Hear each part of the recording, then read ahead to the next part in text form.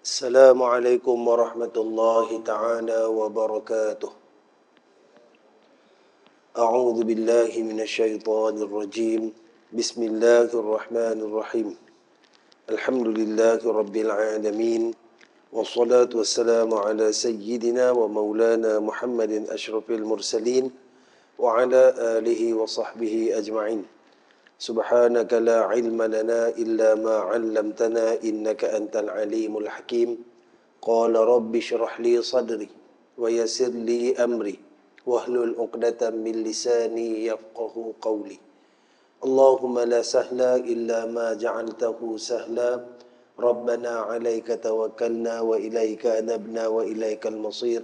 Allahumma ij'alna min ahli syafa'ati wa ummati sayyidina Muhammadin sallallahu alaihi wasallam.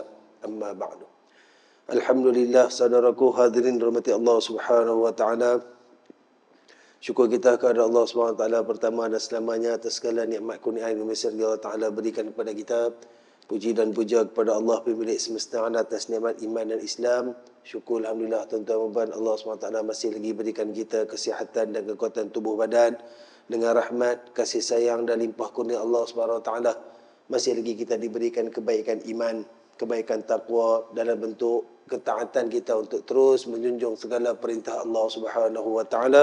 Maka nikmat yang besar yang Allah Ta'ala kekalkan kepada kita ini wajib kita syukuri dan teruskan berdoa minta ke Allah agar apa yang kita terima daripada segala pemberian Allah hari ini, iman, Islam, sihat, kekuatan ni, Allah Ta'ala terus kekalkan pada diri kita semua sampai akhir hayat kita, insya-Allah. Amin ya rabbal alamin. Tuan-tuan mati Allah SWT, alhamdulillah, insya-Allah pada malam ni kita akan mulakan seperti biasa dengan bacaan suratul Kahfi ayat 1 hingga 10. Mudah-mudahan ada rahmat dan keberkatan pada kita semua, insya-Allah. A'udzu billahi minasyaitonir rajim. Bismillahirrahmanirrahim. Alhamdulillahilladzi anzala ala 'abdihil kitaba wa lam yaj'al lahu 'iwaja qayyiman liyunzira ba'san shadidan min ladunhu wa yubashshiral mu'minin الذين يعملون الصالحات أن لهم أجرا حسنا ماكثين فيه أبدا وينذر الذين قالوا اتخذ الله ولدا ما لهم به من علم ولا لآبائهم كبرت كلمة تخرج من أفواههم إن يقولون إلا كذبا فلعلك باخع نفسك على آثارهم إن لم يؤمنوا بهذا الحديث أسفا إنا جعلنا ما على الأرض زينة لها لنبلوهم أيهم أحسن عملا وإنا لجاعلون ما عليها صعيدا جرزا أم حسبت أن أصحاب الكهف والرقيم كانوا من آياتنا عجبا إذ أوى الفتية إلى الكهف فقالوا ربنا آتنا من لدنك رحمة وهيئ لنا من أمرنا رشدا Sadaqallahul azim. Mudah-mudahan Allah Ta'ala akan berikan ganjaran yang penuh kepada kita dan kita akan mendapat apa yang telah janjikan oleh Nabi SAW. Mudah-mudahan dilindungi kita daripada segala bentuk fitnah, terutamanya fitnah yang terbesar, iaitulah fitnah Dajjal nanti, mudah-mudahan insya-Allah. Tuan-tuan dan puan Allah SWT, alhamdulillah, insya-Allah pada malam ini kita sambung lagi pengajian kita menggunakan kitab ringkasan Al-Kabair. Pertemuan kita yang terakhir, tuan-tuan, kita masih lagi berada pada dosa yang ke-22 pada muka surat 123, iaitulah di bawah tajuk khianat, yang merupakan satu bentuk perbuatan yang menyalahi sifat amanah. Jadi lawan amanah itu adalah khianat. Kita dah sebut dah itu tuan-tuan, betapa khianat ni tuan-tuan, dia boleh menjatuhkan sampai tahap satu negara. Kan? Kalau kita tengok pada kisah sejarah bagaimana runtuhnya Empire Uthmaniyah yang terdekat dengan kita ni tuan-tuan. Yang mana tahun depan ni cukuplah 100 tahun kejatuhan khilafah Islamiyah, juga banyak disebabkan dengan khianat. Ambil balik sejarah negara kita, Melaka, jatuh juga disebabkan khianat. Maka khianat ni satu perbuatan yang cukup dahsyat tuan-tuan kesan dia. Satu benda yang betul-betul jahat, yang dia menyebabkan banyak orang yang menanggung beban daripada perbuatan. Mungkin melibatkan jumlah yang kecil. Mungkin seorang individu ataupun satu kumpulan yang kecil. Dalam satu perancangan khianat yang boleh menyebabkan sampai berjuta-juta orang mengalami masalah. Tengok macam mana hari ni orang Islam tuan-tuan. Tak ada tempat nak berpaut. Apabila khilafah tak ada tuan-tuan, tak ada tempat nak berpaut. Pakat-pakat boleh tengok tuan-tuan. Gaza menangis tuan-tuan sekarang ni tuan-tuan. Kita boleh buat apa tuan-tuan? Kita hanya boleh angkat tangan doa ke Allah. Kita boleh buat qunut nazilah. Hak tu je kita mampu tuan. Kita pun tahu keterbatasan yang cukup tinggi untuk kita nak tolong mereka. Habis-habis tak ada pun sangat tuan-tuan. Ada 2-3 NGO yang duk menggerakkan supaya kita dapat bagi sumbangan. Hak tu je kita mampu. Nak pergi bagi sokongan moral, nak bantu mereka apa semua, tak boleh lah tuan-tuan. Dalam keadaan sekarang ni kita pun tak mampu. Bila tak ada satu pihak yang menjaga kita ni tuan, masing-masing pakat terkapai-kapai. Maka sebab tu tuan, khianat ini diangkat sebagai salah satu perkara yang sangat dimurkai oleh Allah Subhanahu Wa Taala. Dan pada malam ni kita akan sambung lagi pada muka surat yang ke-125. Muka surat 125 insya-Allah. Baik. Khianat itu amatlah buruk pada semua perkara. Dan sebahagian perkara khianat itu lebih jelek dari yang lain. Tidaklah seseorang yang mengkhianati kamu dalam bab harta itu sama seperti mereka yang mengkhianati kepercayaan kamu terhadap keluarga, harta dan melakukan dosa besar. Tuan-tuan, khianat ni kadang-kadang kita pun tak tahu nak cakap macam mana tuan. Sebab disebutkan di sini tuan-tuan, untuk yang nama dia khianat memang satu perkara yang sangat buruk. Cuba dalam khianat ni pun dia ada tingkat-tingkat dia. Ada khianat yang paling berat, ada khianat yang sederhana, ada khianat yang ringan. Disebut di sini tuan-tuan, kalau kita dikhianati dalam bab harta itu, tidaklah sama seperti mana orang yang khianat kepercayaan kita terhadap keluarga, harta dan melakukan dosa besar. Tuan-tuan, contohlah kata contoh, kita ni ada anak-anak. Moga-moga Allah Ta'ala pelihara iman anak-anak kita semua insya-Allah. Kan? Tiba-tiba dalam kita duk didik anak-anak, kita duk kepung, kita duk jaga, kita ajak mereka tentang hukum hakam, kita berat, tegas tentang amal ibadat. Tiba-tiba ada di kalangan orang yang kita sayang tu tuan-tuan, dia mengkhianati kepercayaan kita. Dia melakukan dosa maksiat yang besar di belakang kita. Yang mana mungkin sampai tahap benda bila kita dengar pun tuan-tuan, hancur hati kita tuan-tuan. Contohlah kata sampai tahap berzina dan sebagainya. Kalau kata benda tu berlaku, apa perasaan kita tuan-tuan? Di hadapan kita, orang yang kita percaya ni dia cukup baik. Dia boleh dalam keadaan kita tengok dia ni, kita tak sangka dia boleh buat benda yang buruk macam ni di belakang kita tuan-tuan. Dia boleh menyebabkan seseorang hilang kepercayaan, tawak hati tuan-tuan. Rumah tangga boleh hancur berkecai disebabkan khianat dan hilang kepercayaan. Benda tu lah yang banyak berlaku hari ni sekarang tuan-tuan. Ya, people make mistakes. Semua orang buat silap, betul. Tapi ada keadaan kesilapan tu tuan-tuan, satu benda yang orang boleh maafkan, tapi orang tak boleh lupakan. Forgive but not forget. Banyak pula orang putih benda ni. Orang boleh maafkan, tapi orang tak boleh lupakan. Kita kot dulu ada kot macam-macam orang buat kat kita tuan-tuan. Banyak benda lah. Mungkin orang pernah bully kita, orang pernah buat kasar dengan kita yang kita rasa benda tu geram. Tapi lah ni dah lupa dah. Ada tak satu dua benda yang dalam hidup kita sampailah kita ingat. Biasanya kalau benda tu kita ingat tuan-tuan, itu adalah benda yang terberat yang kita pernah kena. Yang kita rasa sahab, oh habis dah aku tak percaya dah kat dia ni. Biasanya benda yang khianat terbesar ni kita akan ingat tuan, dia akan memberi kesan. Kesan dia dalam kehidupan kita.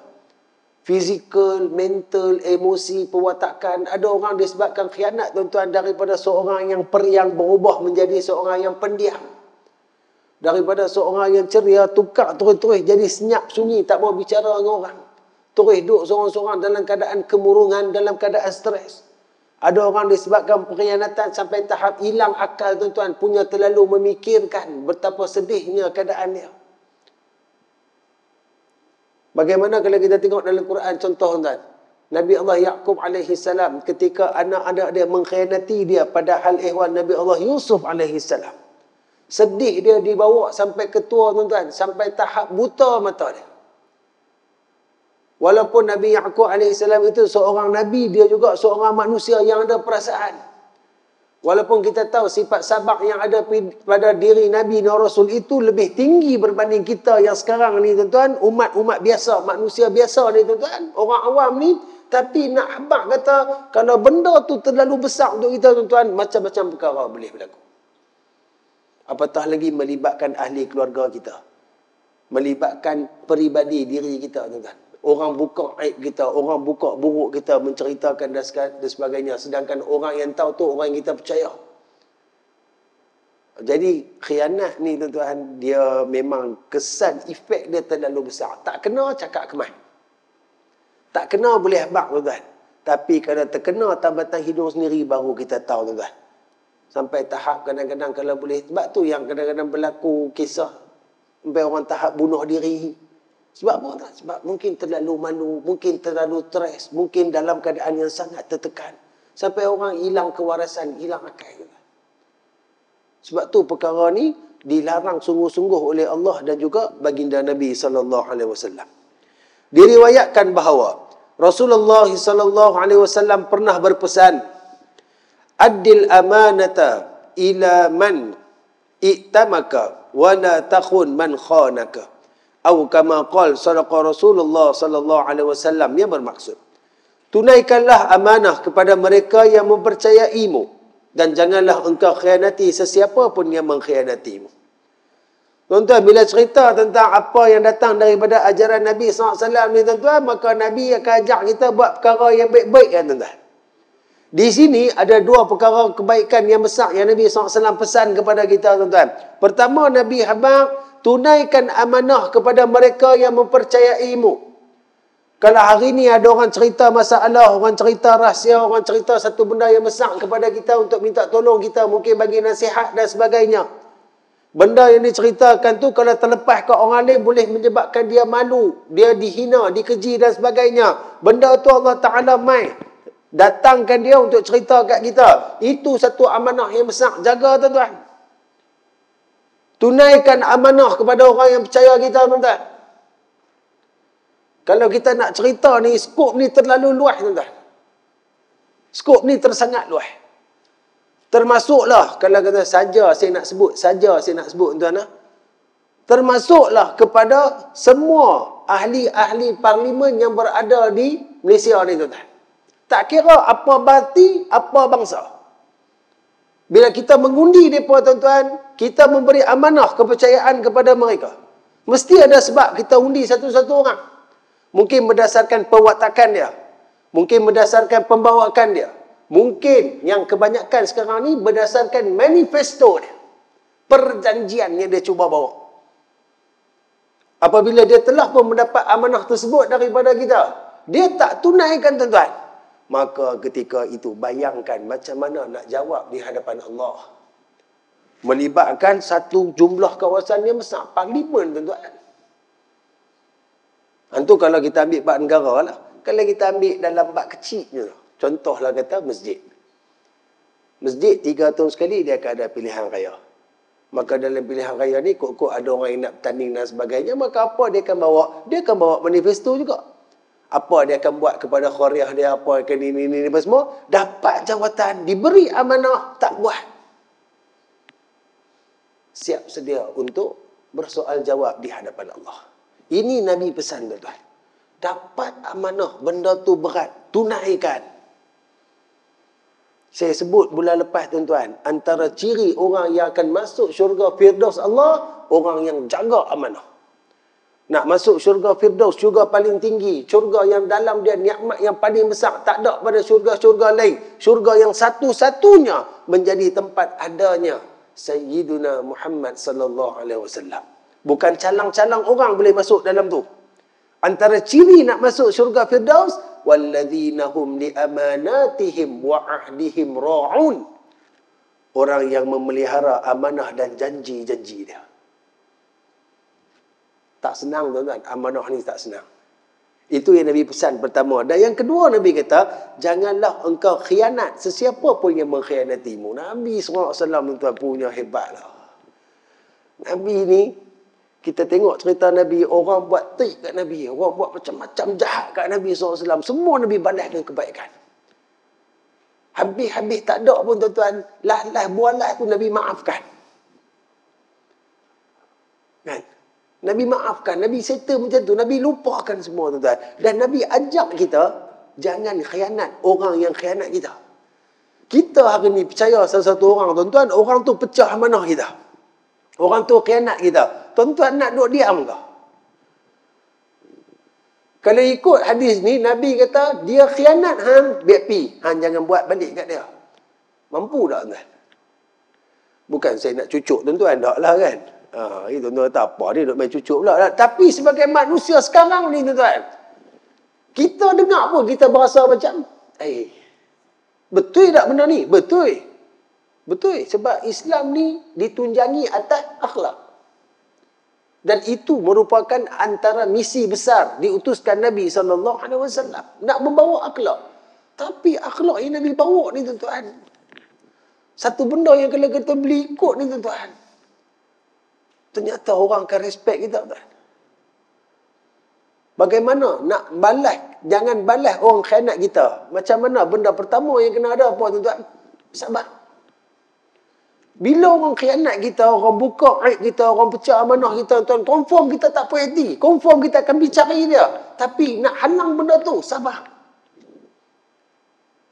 Sebab tu tuan, sifat sabar ni Allah Ta'ala janjikan dengan kemuliaan, dengan pembalasan yang berlipat kali ganda kepada orang yang sabar. Tuan-tuan, hari ni orang Palestin, tuan-tuan, kita tengok bagaimana keadaan mereka hari-hari, video tiap-tiap hari, tuan-tuan, sampai macam-macam jenis video yang terbaru, tuan-tuan. Tapi ternyata sabar mereka ni, tuan-tuan, subhanallah. Kalau kita kena macam Palestin, tuan-tuan, tak tahu nak abang apa, tuan. Tak berani. Tak mampu pun kita jadi macam mereka. Kita tak pernah hidup macam tu pun. Mereka 2-3 hari tak ada benda makanan tuan-tuan. Air sekat, elektrik sekat, internet sekat, makan pun kena jatuh tuan-tuan. Kita hari ni makan bukan jatuh, makan buang. Order satu pinggan, makan suku tak sedap, kata buang, tinggal. Saya pergi beli pula tu, tak sedap, buang pula. Allah tak uji lagi kita macam tu tuan. Jadi, nak lawan satu benda jahat supaya jangan kita balas balik dengan kejahatan, main dia adalah sabar. Dan itu juga telah pun ditunjukkan dengan jayanya oleh baginda Nabi SAW. Kita nak buat ibadat pun tak sabar tuan. Saya sendiri pun tak sabar nak buat ibadat. Kita main semayang macam biasa. Kena itu imam dia tak tahulah. Kok Allah nak uji kita, imam baca panjang sikit ya. Taklah lebih mana pun, tambah 3-4 minit pun. Tahu dia punya khusyuk hilang terus. Hati ni duk bungkam maki dia ni pasal apa pula dah awak hari panjang satu macam tu. Maghrib pun baca qul ya qul Allah sudah ditarik lah surah-surah atas. Kan. Terus jadi tak tenteram tuan-tuan. Tu tengah dalam ibadat.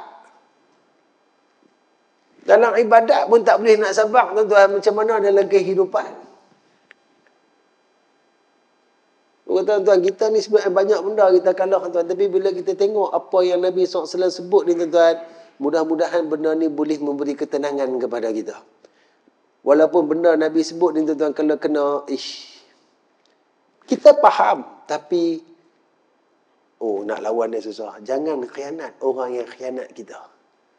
Sedangkan orang yang khianat itulah yang akan berubah menjadi musuh kita. Walaupun satu ketika dia lah orang yang paling kita sayang. Tapi selepas berlakunya pengkhianatan, tak mustahil dia akan jadi musuh nombor satu dalam hidup kita. Tapi Nabi kata, jangan balas khianat dengan khianat. Maksud dia apa? Biar Allah Ta'ala yang selesaikan. Sebab dosa khianat besar. Saya kita mulalah. Macam inilah.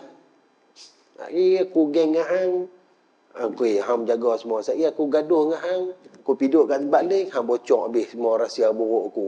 Yang ini pun piduk dengan baru bocor habis. Dia ni punya rahsia semua. Apa kita dapat tu sebenarnya? Pakat duk buka aib orang ni. Duk buka buruk orang. Sedangkan Nabi sebut dalam hadis yang lain, وَمَنْ سَتَرَ مُسْلِمًا سَتَرَهُ اللَّهُ فِي الدُّنْيَا وَالْآخِرَةِ.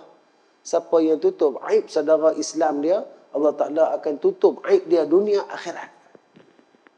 Kalau aib dunia tuan-tuan boleh lari lah lagi, gagah-gagah lah pindah rumah ke, pindah negeri ke, kan apa-apa pun boleh buat lagi tuan. Aib akhirat nak lari mana, nak bergerak pun tak boleh. Terus nak bercakap di akhirat pun dengan izin Allah.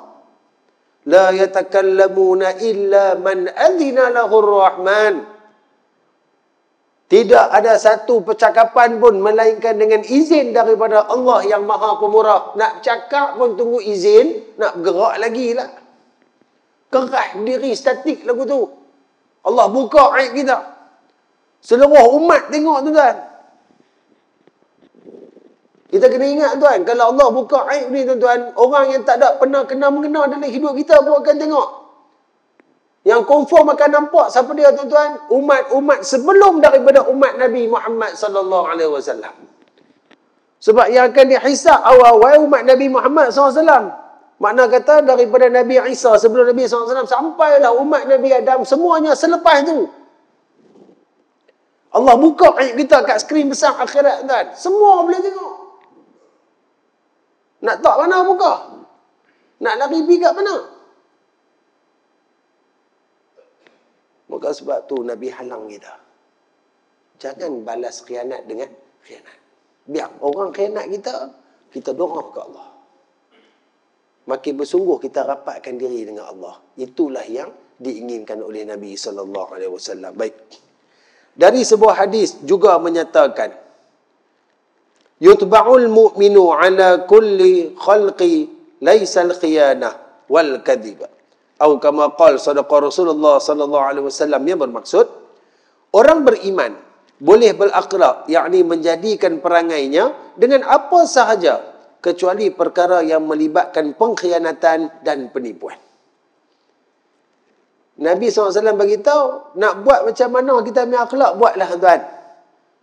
Kelaku kita ke apa ke, mungkin kita ni bila kita duduk dengan orang-orang seronok, kita ni rajin buat lawak, rajin menyebabkan keadaan tu jadi seronok dan sebagainya, buatlah, nak buat apa pun buat. Cuma Nabi kata jangan melibatkan pengkhianatan dan penipuan, sebab benda tu boleh menyebabkan perpecahan, perbalahan, pemusuhan, bahkan boleh sampai tahap pembunuhan. Tu pengkhianatan. Bagaimana Palestin hari ini dikhianati oleh Israel. Itu kita tak katalah tuan. Sebab kafir dengan Islam. Tapi yang menyedihkan bagaimana sesama Muslim, sesama Islam, sesama Tuhan dia Allah, syahadah yang sama, Nabi yang sama, ibadat yang sama. Semua sama.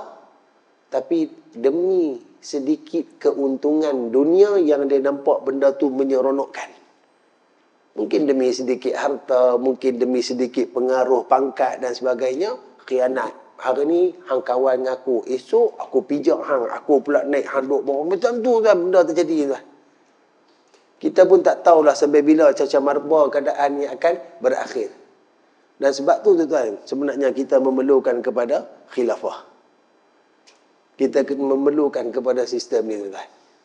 Tak tahulah 2024 apa nak jadi. Kalau jadi apa-apa, moga Allah tetap pelihara iman kita. Kan? Kuatkan kehidupan kita untuk terus menyembah dan berbakti kepada Allah SWT. 100 tahun cukup kejatuhan khilafah. Kalau kita baca teori-teori konspirasi pun tuan, jadi takut, jadi seram kan. Akan berlaku perbalahan, akan berlaku pergaduhan di Mekah dan sebagainya. Seram lah. Tapi tak apalah, yang tu kita jangan fikir. Yang tu bukan hal kita. Kalau berlaku dalam keadaan kita masih hidup, maka pada sekarang ni kita kena buat persediaan. Pastikan hidup kita menjadi yang terbaik kepada orang lain. Nabi SAW sebut, khairun nas anfa'uhum linnas. Sebaik-baik manusia ialah orang yang memberi manfaat kepada orang lain. Bagi kebaikan kepada manusia lain. Setakat hari ni kita hidup, apa manfaat kita bagi ke orang? Apa kebaikan yang kita sebarkan kepada orang? Kalau setakat kita ni pandai komen, pandai condemn, pandai kritik, tak ada kebaikan. Tapi kalau kita membantu dan senyap, kita memberi nasihat, kita cuba memberi sumbangan apa-apa jua yang kita buat demi agama, tuan-tuan, maka benda tu akan menaikkan kedudukan kita di sisi Allah, menjadi antara sebaik-baik manusia. Bolehkah orang baik ada sifat khianat dengan penipu? Benda tu tak boleh bercantum. Dia tak boleh duduk sekali. Dia ibarat magnet yang sekali. Mana boleh? Dia kena berlawan. Baru dia boleh rapat. Duduk sama-sama tak boleh. Dua benda tu tak boleh duduk sekali. Dan orang yang dalam hidup dia, tuan-tuan, sentiasa ada sifat khianat dan penipu, orang ni orang yang takkan dipercayai. Mai pilah siapa pun. Kan? Kalau bahasa famous, orang sebut apa? Buka mulut je, bohong. Lama mana orang nak percaya, orang tak? Orang tak percaya. Tak kisah siapa pun. Tak kisah apa bentuk perjuangan pun. Tak kisah apa chapter kehidupan pun. Dalam keluarga kita ada orang yang khianat bohong. Dalam masyarakat kita ada orang khianat bohong. Dalam tempat pekerjaan kita ada orang rajin khianat bohong. Mana kita nak percaya orang macam ni, tuan? Bolehkah kita nak angkat orang tu jadi pemimpin? Bolehkah kita nak angkat orang tu sebagai ikutan? Kita pun tak boleh angkat. Terus tak ada apa pun, duk banyak ada khianat, banyak ada bohong, apatah lagi kalau diberi kekuasaan, pengaruh. Saya cakap ni dalam satu aspek yang umum. Tak kira apa organisasi, apa bentuk tujuan. Supaya kita kena senang, bila kita nanti berada di atas, maka fahamlah bahawa benda yang terberat itu adalah amanah yang hendak ditunaikan. Bukan senang, tuan-tuan. Setakat nak dapat nama ni ada banyak cara boleh buat sebenarnya. Kalau kita nak orang kenal kita, tak semestinya dengan menjadi kepimpinan, tak. Ada banyak cara. Tapi buat apa, tuan? Kalau orang kenal kita dalam keadaan kita sendiri pun tak jujur kepada diri sendiri dan juga masyarakat, terutamanya agama kita. Maka bendunglah dua sifat ni, sebabnya ianya perkara yang dilarang oleh Nabi SAW. Sabda Nabi Muhammad SAW lagi dalam sebuah hadis qudsi. Allah Subhanahu wa taala telah berfirman.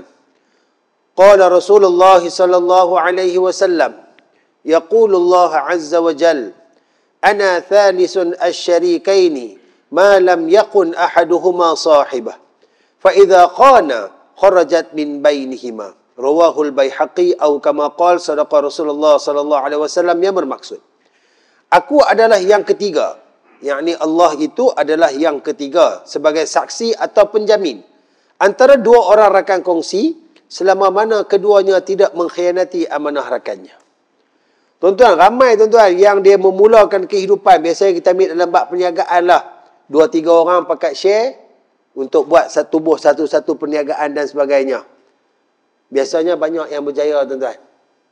Ada yang kekal sampai ke akhirnya dan ada yang runtuh di tengahnya apabila berlakunya pengkhianatan. Dia dengan duit ni, tuan-tuan. Kita hari ni tak pegang duit banyak. Siap kita duk abang pula, hampa ni duk kumpul duit banyak-banyak, hampa nak buat apa lah. Kita habis-habis banyak pegang pun 3-4 ribu kata ni. Tu pun 3-4 ribu tu pun hari gaji. Seronok tengok statement gaji baru masuk kan. Oh, banyaknya kosong. 5 minit selepas tu, bayar rumah, bayar kereta, bayar tu, bayar ni lah. Tadi kosong ada 3 lah, tinggal 1 lah. Kan? Seronok kan? Kan? Kita tak pegang duit banyak-banyak, kan? Kita tak duduk situasi tu. Alhamdulillah lah, Allah tak uji kita dengan benda tu, tuan. Orang yang bila duduk dalam keadaan harta merimpah ruah ni, tuan, takut dia akan main satu sifat, nak gandakan lagi apa yang ada pada diri dia. Sebab tu apa yang kita kena ada ni, tuan-tuan, daripada penerimaan segala bentuk nikmat yang kita dapat daripada Allah adalah syukur. Orang yang tak syukur itu, dia akan terus melakukan benda-benda yang bersalahan, termasuklah khianat. Dan Allah bagi tahu, selama mana dalam satu perjanjian melibatkan dua orang, di sana terpelihara amanah dan kebaikan, Allah akan berserta dengan mereka sebagai share partner yang ketiga dalam memberi rahmat, melimpahkan, meluaskan rezeki dan sebagainya. Sebab Allah SWT suka kepada hamba-hamba dia yang duduk dalam keadaan berjemaah, yang saling bantu-membantu antara satu sama lain. Itu merupakan perkara yang disukai oleh Allah. Dan orang yang buat benda yang Allah suka, Allah Ta'ala akan bersama dengan mereka.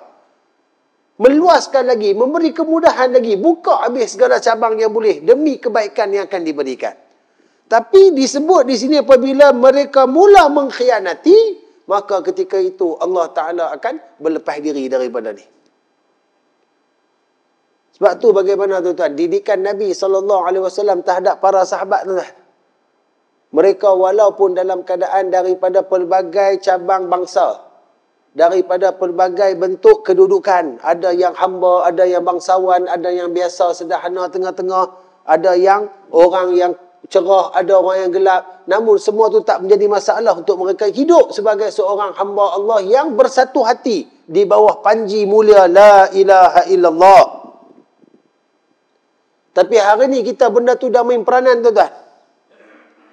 Pengkastaan walaupun mungkin secara tidak formal tetap berlaku walaupun dalam keadaan kita cuba untuk buang benda tu. Yang sekarang ni kita sebut sebagai resis dan sebagainya. Masih lagi ada. Di negeri kita ni, saya tak tahu nak komen lah. Tuan-tuan mungkin lebih tahu lah kot dalam bab resis ni. Bangsa macam saya ni tuan-tuan, alhamdulillah duduk di Pulau Pinang antara tempat yang tepat dah. Tapi tuan-tuan, biasalah kalau nak cerita ni banyak benda lah. Kita bukan nak ungkitkan apa kan, tapi benda ni berlaku tuan. Penghinaan bangsa, penghinaan kedudukan, penghinaan dari segi kaya miskin.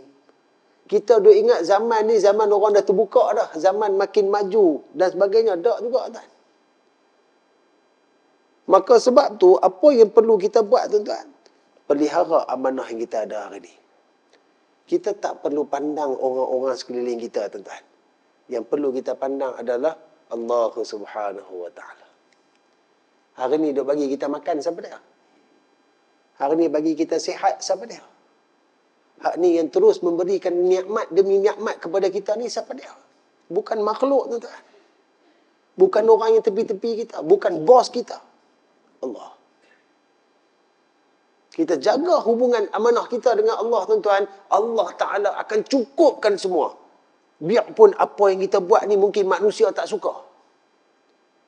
Contoh, kita bercakap tentang kebenaran. Walaupun orang yang kita cakap tu orang yang sefikrah dengan kita, satu haluan dengan kita, mungkin sekumpulan dengan kita, tapi dalam tu ada kesalahan, kita sebutkan kesalahan, menyebabkan kita dibenci. Selagi mana perbuatan kita itu tidak bercanggah dengan apa diajar oleh Allah dan Nabi SAW, maka peganglah amanah tu. Demi Allah, kita mendapat kebencian manusia, Allah akan jaga kita. Allah akan cukupkan semuanya untuk kita. Tapi demi manusia, kita menyebabkan Allah marah, standby. Allah akan serahkan kita kepada manusia.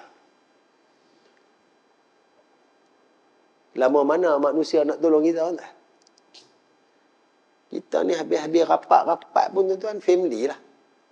Dan abang kakak kita, mak ayah kita kalau masih ada tuan, mak ayah dah tak ada dah tuan, maka kita harap adik-beradik kandung kita. Adik-beradik kandung kita, mereka ada tanggungjawab. Mereka ada amanah mereka. Setakat sikit-sikit yang boleh mereka tolong, boleh mereka tolong tuan. Kalau kerap tiap-tiap kali nak minta tolong, siapa nak tolong tuan? Lah kita akan tinggal macam tu tuan-tuan. Bila Allah serah kita kepada manusia, terkuntang kanting kita macam tu tuan-tuan. Jangan risau. Jangan berasa takut. Yakinlah dengan Allah. Bila kita pegang dengan Allah, tak ada siapa yang mampu menggugat kedudukan kita. Tapi sekali kita khianat tuan-tuan, walaupun bukan dengan Allah, kita khianat dengan hamba Allah, maka ketika itu Allah akan turun untuk masuk campur dalam hal itu. yang menyebabkan kita akan ditarik daripada segala pemberian nikmat yang baik daripada Allah Subhanahu wa taala. Ini Allah Taala jelaskan sendiri. Datang daripada mulut mulia baginda Nabi sallallahu alaihi wasallam. Baik. Sabda Nabi sallallahu alaihi wasallam lagi. Qala Rasulullah sallallahu alaihi wa alihi wasallam, "Awwalu ma yurfa'u minan nasil amanah wa akhiru ma yabqi as-salah. Wa rubba musallin la khaira fihi." Rawahu Tabrani atau kama qala sadaqa Rasulullah sallallahu alaihi wasallam. Dia bermaksud, perkara pertama yang diangkat oleh Allah Subhanahu wa taala daripada manusia ialah amanah, dan yang terakhir sekali ialah salat. Mungkin ada yang menunaikan salat, namun salatnya tidak membawa apa-apa kebaikan untuknya. Tuan-tuan, yang pertama diangkat adalah amanah. Makna kata, kalau kita tengok sekarang ni apa yang terjadi di dunia sekeliling kita, terutama melibatkan masyarakat Islam kita, betul tak apa yang Nabi SAW sebut ni, tuan? Sebenarnya Arab-Arab yang duduk di tepi-tepi Palestin ni, tuan-tuan, kalau mereka ni bergabung, tuan-tuan, Israel tu boleh lenyap tu.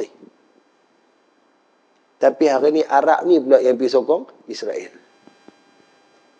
yang buat perdamaian dengan Israel, yang ada usaha sama dengan Israel. Allah nak tunjuk kita dulu sikit, kalau tuan-tuan jenis orang yang ambil tahu politik luar, ketika mana Mesir satu ketika dahulu, waktu pilihan raya, mereka berjaya Dr. Mursi, kan? Dr. Almarhum Dr. Mursi. Moga-moga Allah Ta'ala letakkan dia di tempat yang tertinggi, tuan-tuan. Berjaya memegang amanah, mendapat mandat daripada rakyat. Apabila dia membawa antara manifesto pilihan raya dia nak buka pintu sepadan Palestin. Yang sebelum tu, waktu pemerintahan pemimpin lama, tak buka, tuan, sebab mereka ni geng dengan Israel. Ketika mana Dr. Mursi dapat kuasa, tuan-tuan, antara benda pertama dia buat, tuan-tuan, dia buka pintu sepadan Mesir, Palestin, iaitu di kawasan Rafah. Tapi dia tak lama. Sebab benda tu memberikan satu keadaan yang buruk pada diri dia. Akhirnya Barat bekerjasama, adanya pengkhianatan daripada orang Mesir sendiri, menyebabkan kerajaan Mursi digulingkan.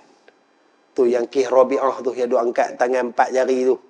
Dulu kita pun pakat belilah baju tu, tuan-tuan, kan. Nah, tuan-tuan, jangan lupa, tuan-tuan, bagaimana sejarah tu.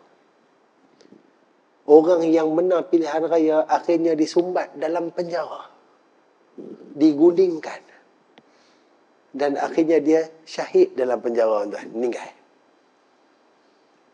Yang menyedihkan, tuan-tuan, dia kata, kita dengar ni tekilan lah. Dia kata, waktu aku duduk penjara ni, aku cuba minta kat mereka Quran. Aku teringin nak pegang Quran, tapi mereka tak bagi.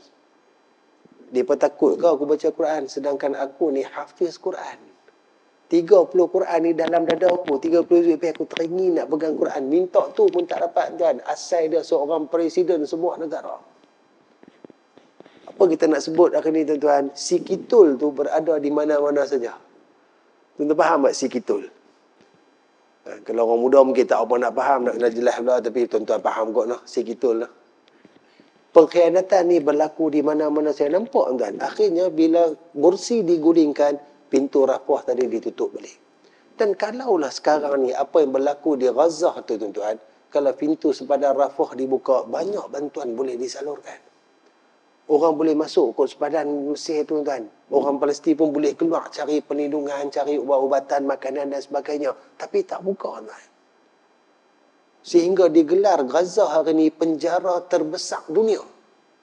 Terkepung, tuan. Tak boleh pergi mana. Mana pergi orang Arab yang duduk di keliling tu, bukan kaya-kaya, tuan.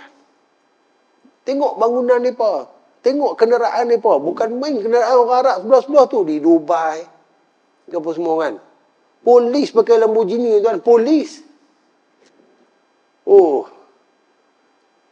Kita habis-habis tak ada pergi mana bawa binatang. Bawa lah ya, kucing lah apa, kan. Mereka bawa singa, kan. Tak tahu nak belah apa. Belah singa, belah rimau. Punya banyak duit. Mewah, tuan-tuan. Tapi bila Palestin berada dalam keadaan macam tu, Di manakah mereka? Maka bila kita baca hadis ni, maka benarlah sadaqa Rasulullah. Perkara pertama yang akan diangkat adalah amanah. Ini semua janji yang nak membawa kepada peristiwa akhir zaman.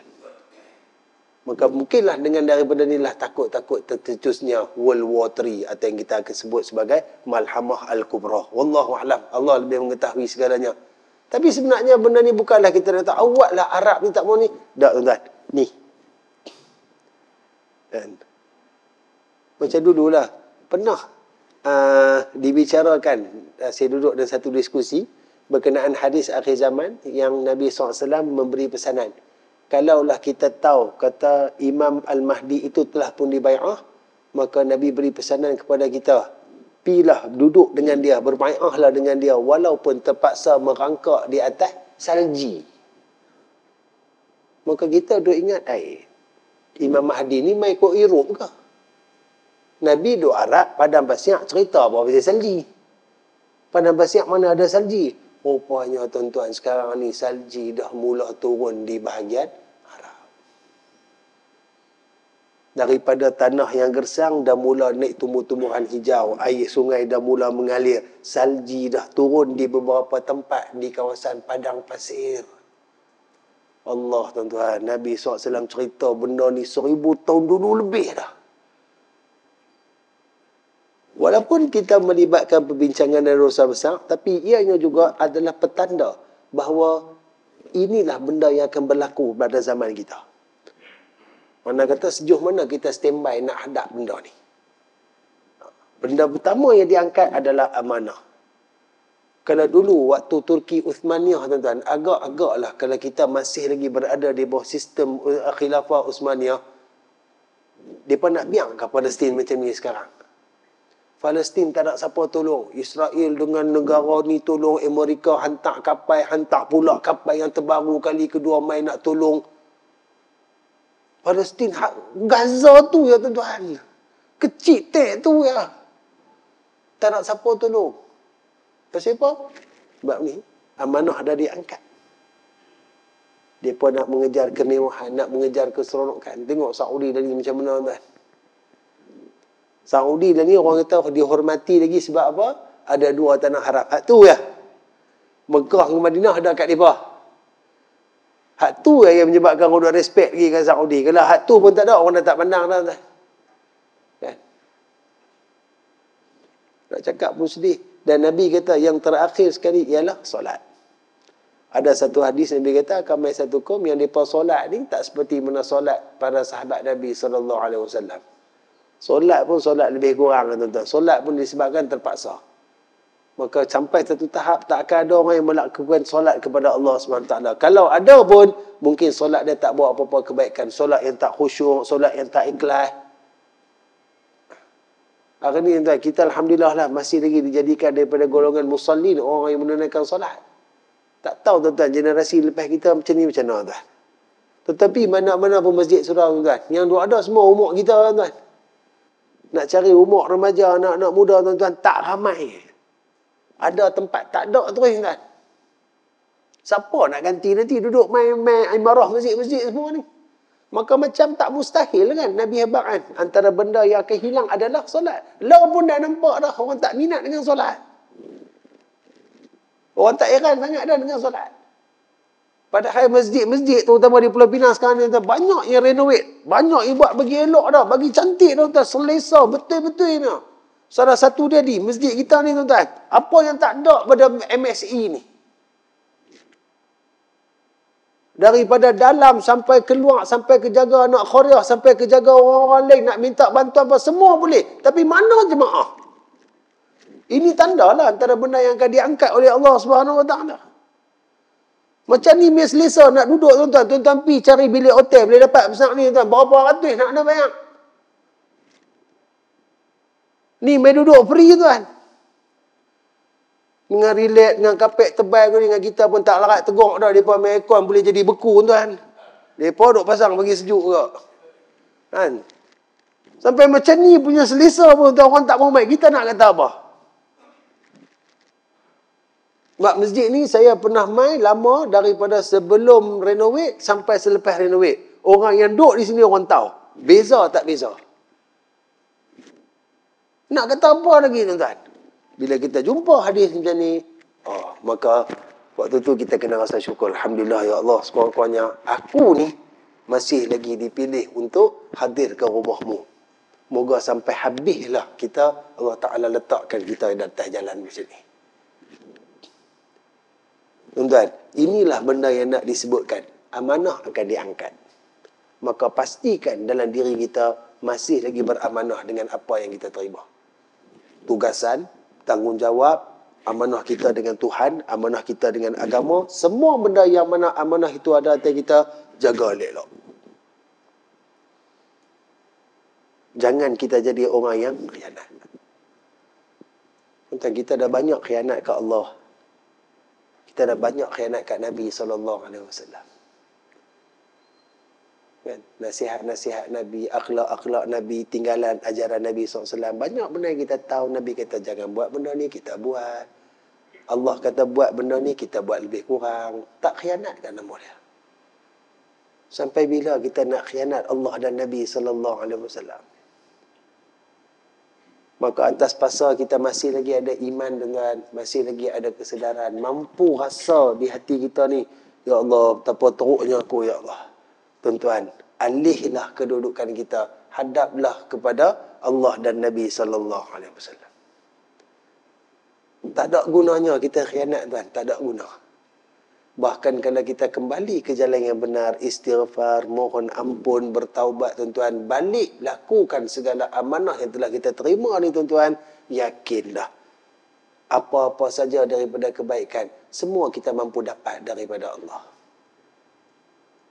Dan bila kita balik untuk menunaikan amanah yang besar yang ditinggalkan oleh Nabi SAW, mudah-mudahan kita akan dapat satu perkara yang hanya ada pada Nabi SAW, iaitulah syafa'atul uzma di akhirat.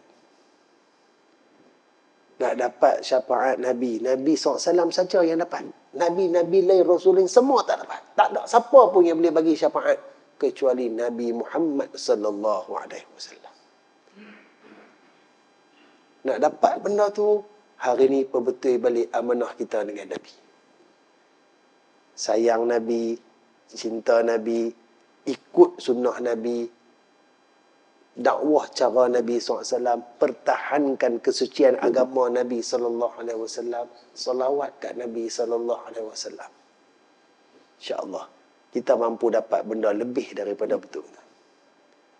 Tapi kena ada sacrifice, kena ada pengorbanan. Berbaloi tuan, berkorban kerana Allah dan Nabi SAW, berbaloi. Berbaloi-baloi, sangat-sangat baloi. Orang kata nak beli baju pergi kat mana? Kamdar kan? Memang berbaloi. Tapi ini tak. Yang ni cerita kita nak dapatkan kehidupan yang terbaik di sana. Satu tempat yang akan memberikan nikmat demi nikmat, seronok demi seronok. Tak perlu fikir apa dah, tuan-tuan.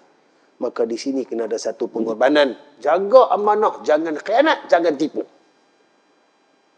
4 hadis kita tengok. 4-5 hadis kita tengok, tuan. Semua membawa satu pesanan yang sama. Dan datang daripada lelaki yang sama, Muhammad SAW.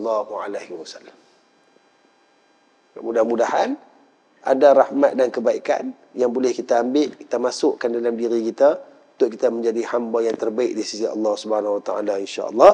Tuan-tuan dan puan dirahmati Allah, saya berhenti setakat ni dulu. Insya-Allah kita akan sambung lagi pada pertemuan yang akan datang. InsyaAllah pertemuan yang akan datang kita boleh selesaikan pada bab khianat ini, mudah-mudahan insyaAllah. Yang baik itu daripada Allah Subhanahu Wa Taala, yang buruk itu pada kelemahan, kehinaan, kebodohan diri saya.